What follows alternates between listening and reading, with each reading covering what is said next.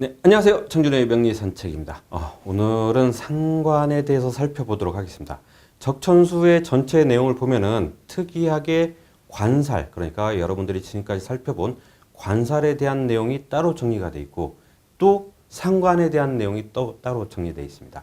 그런 이유는 과거에는 관리로서의 출세하는 것이 가장 이 지상 최대 목표였기 때문에 관살에 대해서, 그러니까 이 관살이 모습이 이러하면은 이 관리로서의 출세를 하고 승진을 할 수 있다, 이런 것들을 얘기하는 건데, 상관이라고 한 것을 놔둔 것은 관살을 공격하는 것이 상관이기 때문에 이 상관의 모습에 따라서 출세의 정도가 달라지는 거죠. 그렇다고 상관이 있다고 해서 무조건 출세가 안 되느냐, 그런 것이 아닙니다. 그래서 상관이 좋게 쓰일 경우에는 일인지하 만인지상이 되는 영의정, 그러니까 쉽게 말하면 영의정의 모습이 되지만, 이것이 잘못되면은 범죄자로 받기에는, 그러니까 하늘과 땅 차이의 그런 모습으로 극명하게 갈리는 이 모습이 상관이라고 할 수 있겠습니다.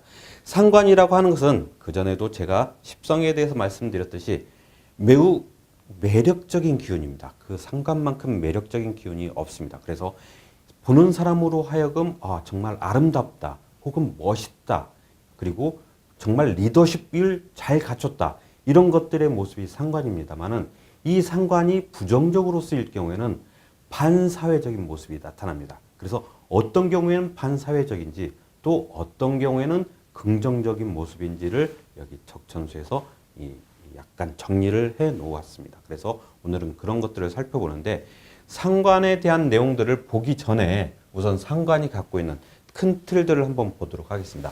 여기서 다루고 있는 것이 견관입니다.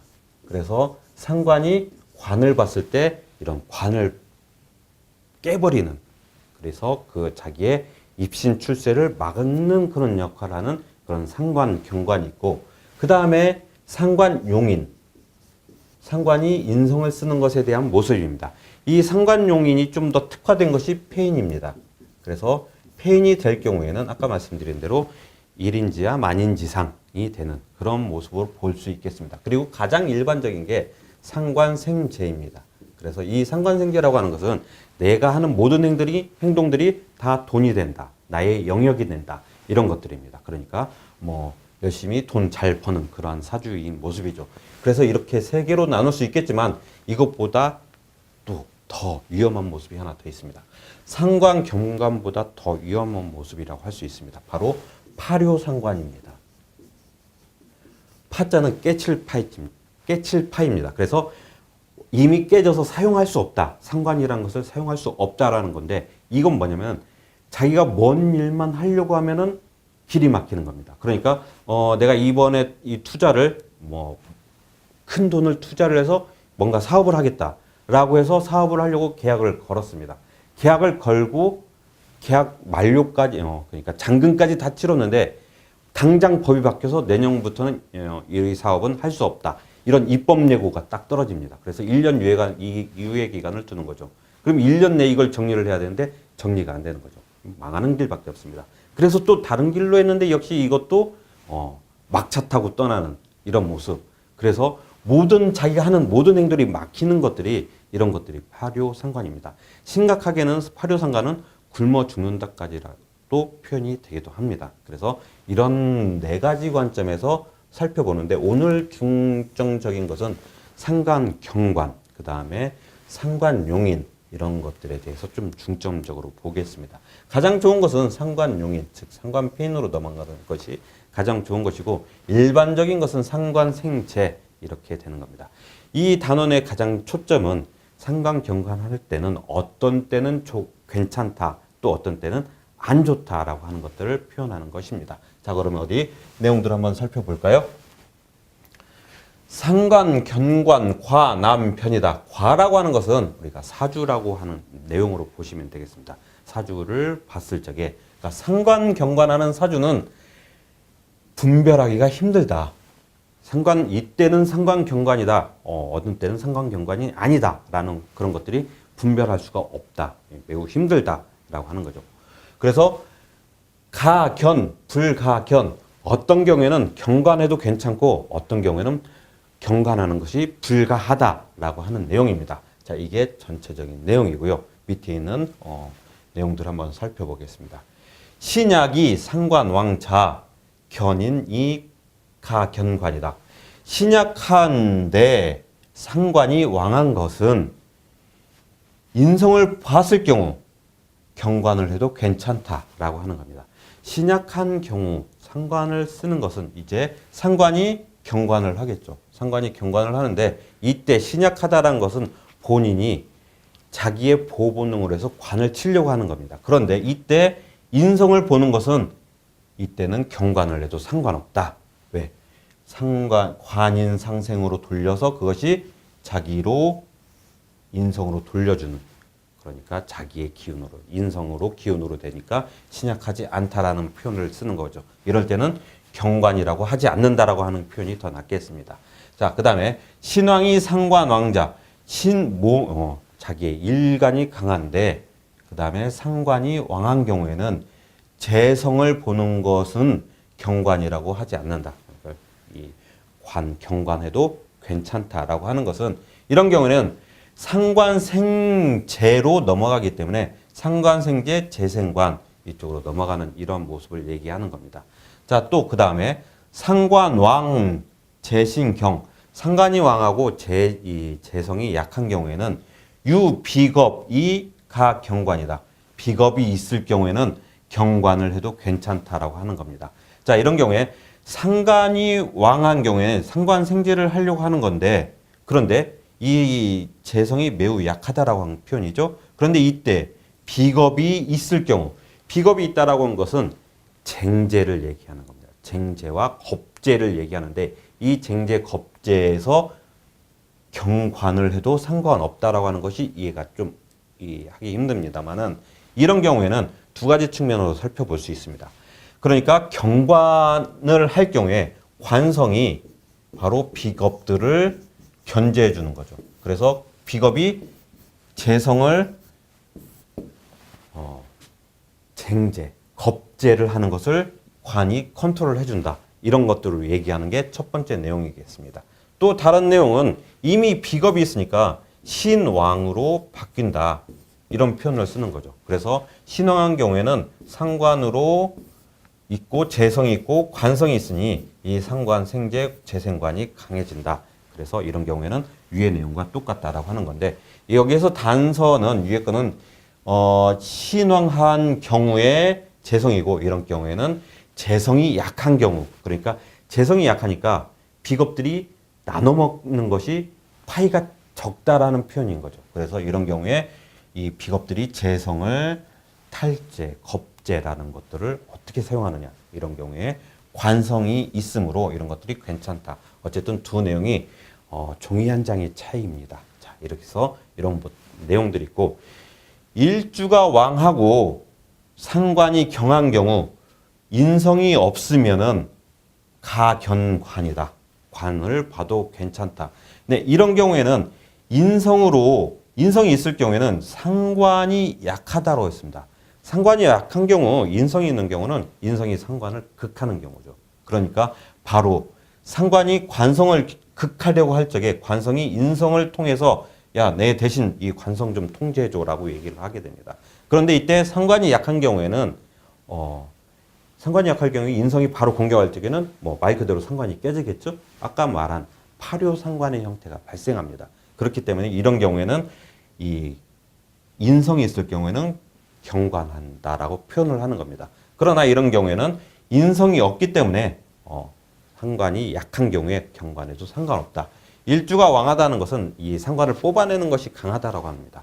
그러나 이런 경우 상관이 경한 경우에는 매우 우리가 일반적으로 얘기할 적에 강한 자에게 약하고 약한 자에게 강한 형태의 모습을 취하게 됩니다. 그러니까 관을 봤을 적에 그 관을 내가 이 관을 내 마음대로 의지대로 통제하겠다 이런 것들이 아니라 저 관을 어떻게든 내가 잘 이용해 먹겠다. 나는 힘이 약함으로 이걸 어떻게든 비집고 들어가는, 한마디로 좀 약한 상관을 쓰는 거죠. 약한 상관을 쓰는 모습을 대부분 얍삽하다라는 표현들을 또 많이 씁니다. 자, 그래서 이런 것들, 자, 상관이 있는 경우 인성이 있으면 안 된다고 하는 것을 얘기하는 것입니다. 네. 상관왕이 무죄, 상관이 왕한데 재성이 없을 경우 이런 경우에 관을 만나게 되면은 화가 생긴다. 상관이 왕하다는 것은 모든 것을 내 뜻대로 하겠다라는 겁니다. 그러니까 기존 체제의 불합리한 모습을 보면 내 마음대로 이걸 바꾸겠다라고 하는 겁니다. 그런데 재성이 없을 경우 그러면은 재성이 없다는 것은 이 바꾸는 통로가 없다라는 뜻으로 해석해도 되겠습니다. 그럴 경우 관을 만나면 화가 됩니다. 자, 상관이 관을 만나는 경우 상관, 견관, 위화, 백단이라고 했습니다. 이건 무슨 말이냐면은 상관이 모든 화의 시초가 된다라는 뜻입니다. 그래서 이런 경우 상관을 잘못 쓸 경우에 관을 건들게 되고 관을 건든다는 것은 바로 자기가 어떤 사회의 시스템에 부적응하게 된다는 얘기죠. 그래서 상관이라고 하는 것은 잘 쓰게 되면 개척자가 되는데 잘못 쓰게 되면 범법자가 되는 그런 모습이 됩니다. 그러니까 우리가 무언가 혁명가의 기질을 갖고 있다는 것은 상관을 얘기하는 겁니다.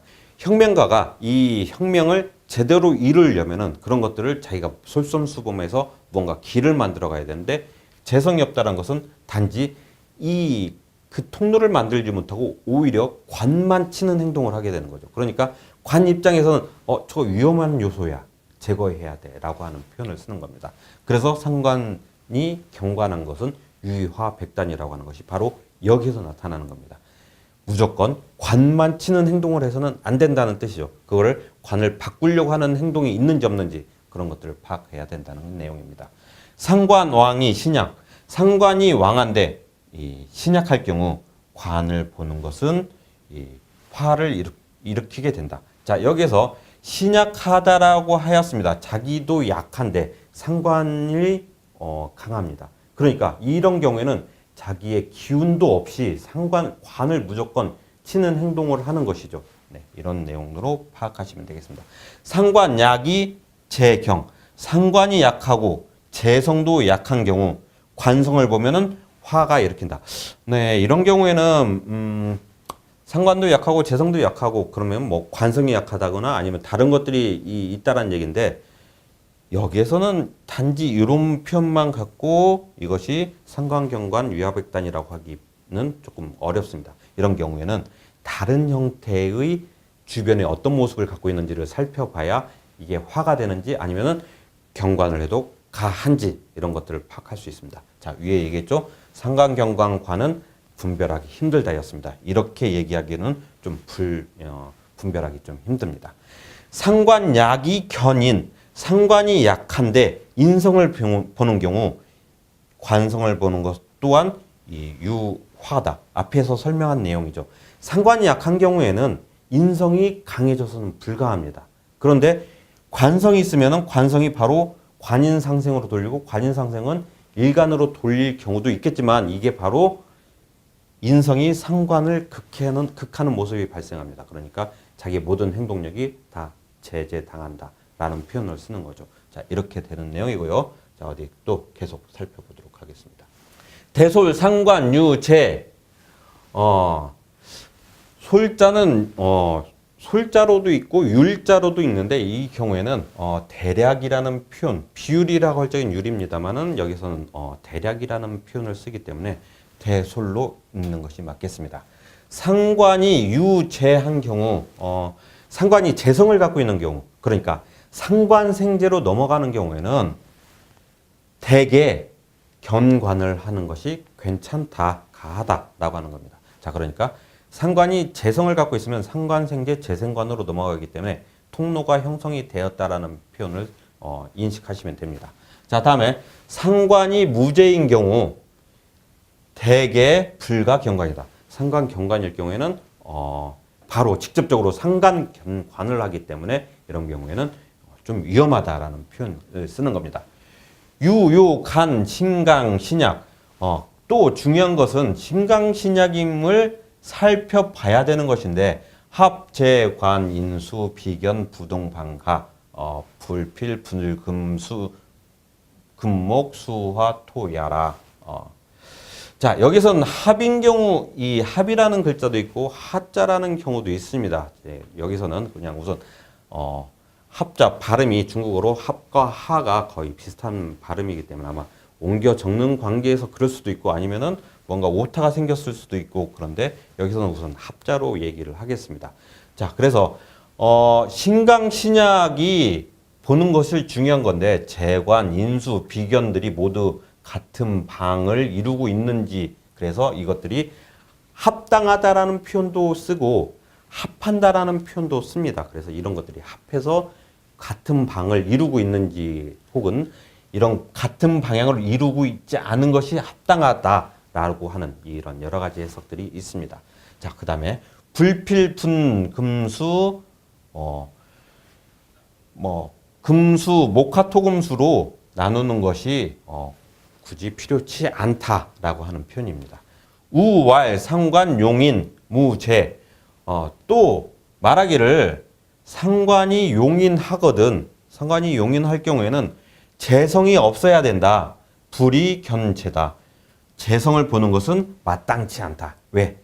자, 상관이 인성을 쓰는데 이 재성이 있는 경우에는 재극인이 바로 일어나게 됩니다. 그러니까 인성을 쓰지 못한다는 거죠. 그러니까 상관은 상관생제로 넘어가 버리고 상관용인을 쓰지 못한다. 이런 경우가 되는 겁니다. 그러니까 분류를 하자면은 상관이 있을 경우에는